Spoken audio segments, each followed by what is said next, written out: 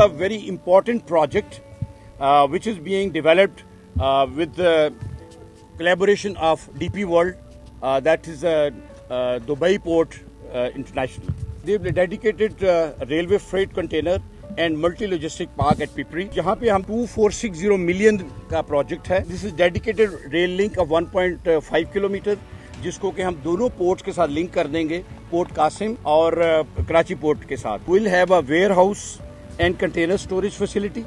उसके अलावा vehicle parking and administrative blocks, hard standing जो कि 37,700 square meter पे है, जिसमें कि हम at a time about 260 containers और ट्रक्स जो है ना हम ला सकेंगे. That's material and equipment and stores coming from country side, वो यहाँ अनलोड होंगे. सेम वे अब्रॉड से जो आ रहे हैं वो भी हो रहे होंगे. मेन सिटी में जो डेली आप कहेंगे अप्रॉक्सीमेटली 250 to 500 जो ट्रालेज जो जा रहे थे उतने कम हो जाएंगे.